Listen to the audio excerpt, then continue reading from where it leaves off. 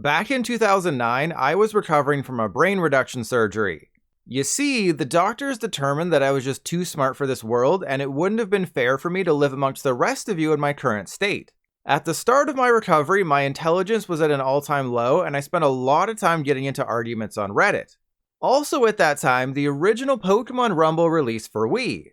At first, when my brain was mushier than a plate of mashed potatoes, I enjoyed it. But as the days ticked by and I got more smarter, I quickly realized that Rumble was extremely repetitive, and just another attempt by the Pokemon Company to throw everything against the wall and see what stuck. Fast forward 15 years and the Pokemon Rumble franchise is effectively forgotten, partly due to their lack of quality and also due to the fact that several of the games can no longer be purchased with the eShops discontinued. But there's no need to shudder like a Crodunk about to get bodied by a psychic attack. While Rumble is no more, the genre of Pokemon beating each other off in real time isn't. In 2018, Pokemon Quest launched for Switch and mobile. Unfortunately, it's not a prequel to Pokemon Conquest. Instead, it's a free-to-play action-adventure game not too dissimilar to Pokemon Rumble, complete with a Minecraft art style because why not? To set Quest apart from Rumble, the developers decided to take a risk and remove the game part of this video game. What you're watching right now is me doing nothing in Pokemon Quest. My hands are fondling my feet, not my Joy-Cons, though I'm still feeling joy without any cons, and the game is playing with itself. Quest is essentially a real-time strategy game without the strategy. The only real control you have during your missions is when to use a more powerful move. Your Pokemon move on their own and like to use their weakest attack, even when a stronger attack is ready. This means your only real job is to finger the attack button every time your Pokemon recovers from the last time they blew their load. So where exactly does the gameplay come in? It's more of a stretch than your mom's prom dress when she tried to fit into it last week, but I guess Quest is a management sim. Between battles, you cook up food to attract new Pokemon because the story is that you're a human looking to find a Lopunny wife or something on an island filled with cube-shaped Pokemon. During the battles, you get ingredients which you throw into a stack of Taka, and after completing some expeditions, your dish is complete and a new Pokemon joins you. I started with Pidgey and Rattata, but Rattata sucks and was immediately replaced with Growlithe. If you disagree with me, think back to how many times you beat the Elite Four with Eradicate. Exactly, no one ever has.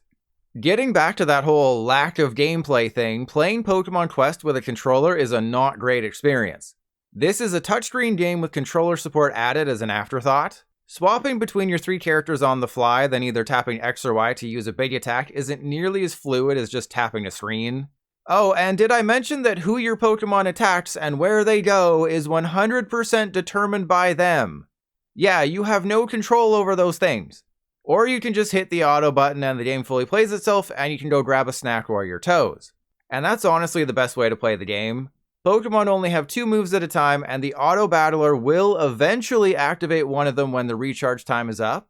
So it mostly removes the human element, which is great because humans are squishy bags of meat while computers are cold, hard, and don't get emotional. The whole experience kinda reminds me of my current situation in life. While I'm divorced from my first wife, I still have to give her money every month. In Pokemon Quest, your physical presence isn't really required, but you still have to put a little work in to keep feeding the beast. Despite clearly being designed with microtransactions in mind, unlike my ex-wife, Pokemon Quest will not suck you dry.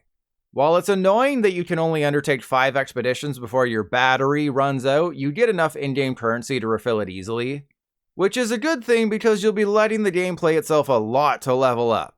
At a certain point though, missions get to be too difficult for the AI to beat on its own. While you can use the scatter button to let your Pokemon heal during missions, they really like running into walls instead of dodging a Hyper Beam to the face. Not having direct control of movement creates annoying situations where you'll lose because your Pokemon are dumb. You can level up by killing the excess Pokemon you've befriended, but if the Pokemon in your harem aren't of the same type as the Pokemon you're leveling, the XP gain is abysminimal. That's a new word I just made up combining abysmal and minimal. You're welcome, Earth. Okay, I wrote most of that previous statement before actually looking at the microtransactions. While you can play the game without spending any money, they want $40 after taxes for the expedition packs. What the phooey coco? And buying the DLC packs appears to be the only way to cook more than one dish at a time. Does their greedent know no bounds? And yet, even with the lack of gameplay, I still had some fun with Pokemon Quest. The art style is good, the music is super catchy, and it has that one more expedition gameplay like Rumble before it. Coming off Pokemon Super Mystery Dungeon, this felt kinda similar, but like the baby version. Quest is like if Rumble, Mystery Dungeon, and that Staples Easy button had a threesome while Minecraft watched, and this eventually popped out. But man, it's hard to ignore just how basic Quest feels in 2024, especially only having access to the original 151 Pokemon. Yeah, if you're hoping that Onix will evolve, I've got some bad news for you. To answer the question in the video's title, is Pokemon Quest worth playing in 2024? If you have an addictive personality and an unhealthy obsession with Pokemon, yes, you'll get some enjoyment out of it. But if you're looking for a well-made Pokemon game that shows the Pokemon Company cares about the franchise and will do anything to provide a great gaming experience to its players, steer clear like a Weirdeer. If you've made it this far into the video, I can assume that you've watched at least one Pokemon Presents, saw Cafe Remix get way too much screen time, and were curious about it. I was in the same plane as you. For the last few years, I've had Nintendo try to convince me to download this thing, and I only cracked like an execute when I had the brilliant idea to make a YouTube video out of it. But if you're a mentally healthy, well-adjusted person instead of a YouTuber, is it worth playing in 2024? Can Flygon Mega evolve? The Pokemon franchise is no stranger to games that would fall into the Match 3 category. There's Trozei, Battle Trozei, Puzzle League, Puzzle Challenge, and Shuffle. While Cafe Remix is definitely a match game, it's more focused on fingering and banging out orders. A finger bang, if you will. After getting sufficiently creeped out by the Charizard in the opening animation, Cafe Remix gives you a tutorial, which makes the game seem easier than my ex-wife after watching The Bachelorette.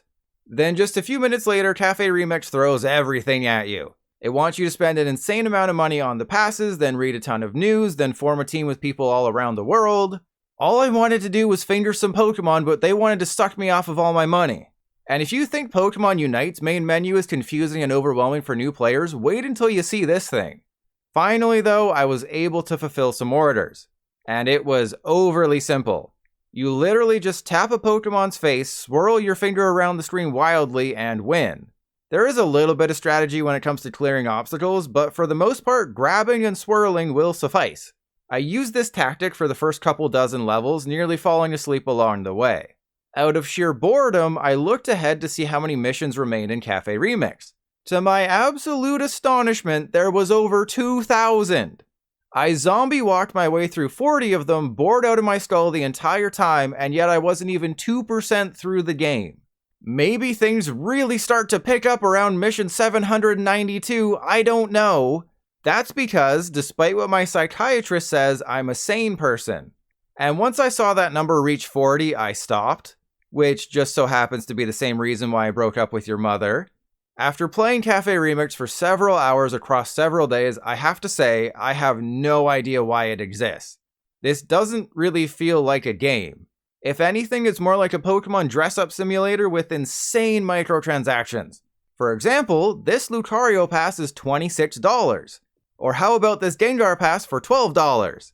But don't worry, the Mew pass is only $9, so it's not like they're always shaking those kids down for every last penny. To ensure I was fair to Cafe Remix, I went back and played it just before posting this video. After scrolling through 5 minutes of different screens, including something about a Slowpoke Bistro Chef, a Tatsugiri Sushi outfit thing, a Miraidon event, and the game trying to get me to buy a $27 premium pass and a $53 premium pass, I was finally able to actually play the game again. The nicest thing I can say is that picking up Cafe Remix and playing after taking some time off is easy. If you're good at fingering, you can play it. But Cafe Remix feels like a lot of the work went into milking you out of all of your money, not building enjoyable gameplay. If I can mindlessly slide my finger around the screen and still win, that's not fun. So is Cafe Remix worth playing in 2024 on Nintendo Switch? If you're looking for a fun, new, and challenging Pokemon puzzle game in the same vein as Trozei or Puzzle League, no. If you're looking for a Pokemon dress-up simulator that will unashamedly try to take all of your money, absolutely. To quickly sum up my thoughts on both of these free-to-play Pokemon games on Switch, I'd have to say I'm disappointed. I had more fun with the 3DS's free Pokemon games, and neither of these felt like they belonged on Switch. They're mobile games first, Switch games second, and that's honestly where you should be playing them. Now, I fully understand that I may have judged something like Cafe Remix too harshly, But after being stuck in Pokemon TCG Live purgatory for 2 years, my patience with the Pokemon Company is wearing thin. I mean, is it too much to ask for a billion-dollar company to cater their entire business strategy to me? As a YouTuber, I think not.